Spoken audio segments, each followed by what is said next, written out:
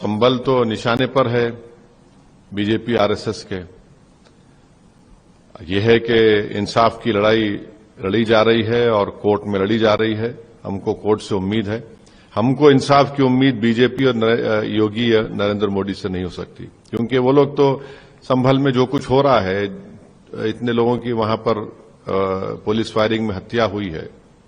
अब जाहिर है रिपोर्ट क्या आएगी, कौन सी रिपोर्ट में क्या निकलेगा हमको मालूम है ना।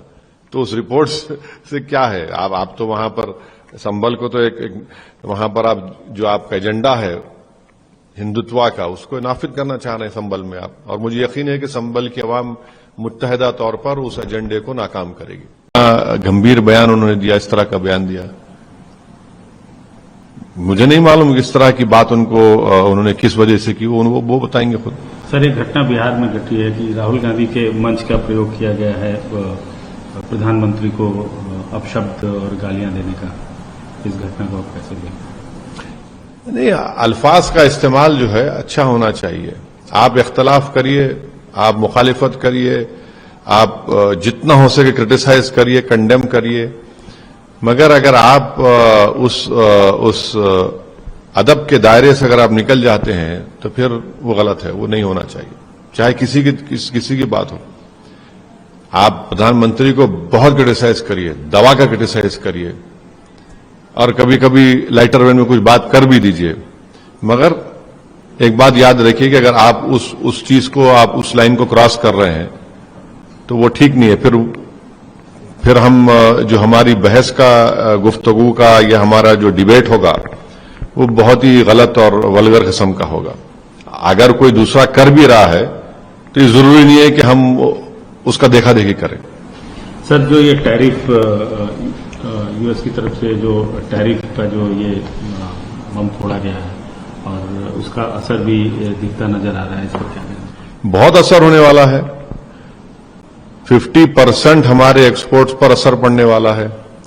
60,000 करोड़ का हमारा मोटर पार्ट्स का जो एक्सपोर्ट है, ज्वेलरी, जेम्स, रेडीमेड गारमेंट्स, ये बुरी तरह मुतासर होने वाले हैं। और अफसोस की बात यह है कि फरवरी में हमारे प्रधानमंत्री यूएस के प्रेसिडेंट डोनाल्ड ट्रंप से मिले थे, बातचीत हुई थी, और फिर उसके बाद ये टैरिफ का शुरू हो गया, और फिर उसके बाद हमको वो लोग इल्जाम लगा रहे हैं, यूक्रेन क्या हम पर इल्जाम लगा रहे हैं। और फिर ये जो यकीनन इस 50% टैरिफ से बहुत बड़ा नुकसान होने जा रहा है भारत के उन तमाम एक्सपोर्टर्स का, जेम, ज्वेलरी, रेडीमेड गारमेंट्स का, मोटर पार्ट्स का। तो ये तो मैं समझता हूं कि नरेंद्र मोदी गवर्नमेंट को जवाब देना पड़ेगा देश की जनता को, क्योंकि आपने डोनाल्ड ट्रंप से तो इतना रिलेशनशिप को आगे बढ़ा लिया था कि अब की बार ट्रंप सरकार कह दिया था। फिर फरवरी में हमारे प्रधानमंत्री उनसे मुलाकात किए, उनके ओथ में हमारे फॉरेन मिनिस्टर वहां मौजूद थे। आखिर ऐसी क्या वजह है? और सब मोदी सरकार को जवाब देना है कि जिन लोगों का भी नुकसान होने जा रहा है उनके लिए सरकार क्या करने वाली है, उनको कैसे उनको राहत दिलाएगी, उनको कैसे उनकी मदद करेगी। तो ये, और फिर बार बार ये जो अमेरिका के जो नवारो, जो उनके जो जिम्मेदार हैं, वो भारत पे इस तरह की तनकीद कर रहे हैं। अगर वही बात अगर देश के प्रधानमंत्री के बारे में कोई अपोजिशन लीडर करता तो बीजेपी वाले उस पर कूद पड़ जाते। खामोश क्यों है भाई? वो क्या क्या बोले जा रहा है। हमारा बीजेपी से हमेशा आइडियोलॉजिकली के ऊपर इख्तलाफ रहेगा, मगर वो क्या बात बोले जा रहा है? कुछ तो बोलो बीजेपी वालों, भाई कुछ तो बोलो। इतना डर क्यों रहे अमेरिका से आप लोग? और मैं बता रहा हूं कि हमने सबसे बड़ी गलती की थी, मेरी पार्लियामेंट की स्पीच है, जब ट्रंप ने अपने पहले टेन्योर में हमसे कहा था कि ईरान से तेल लेना बंद करो। अगर आप उस वक्त उसको लाल आंखें दिखा देते तो आज ये दिन देखना नहीं पड़ता था। और हमको ईरान ऑयल बेच रहा था कम पैसों में, और बेहतरीन ऑयल है उनका, क्रूड ऑयल।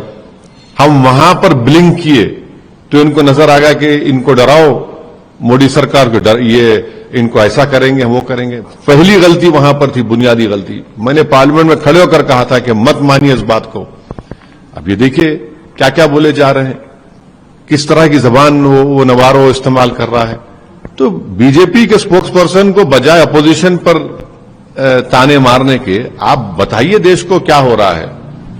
ये मत बोलिए कि नरेंद्र मोदी ने भाषण दे दिया कि मैं अपना पर्सनल लॉस करूंगा और उस पर कुछ होने नहीं दूंगा। पर्सनल लॉस नरेंद्र मोदी का नहीं है, पर्सनल लॉस किसका हो रहा है यहां पर, वो देख लीजिए आप।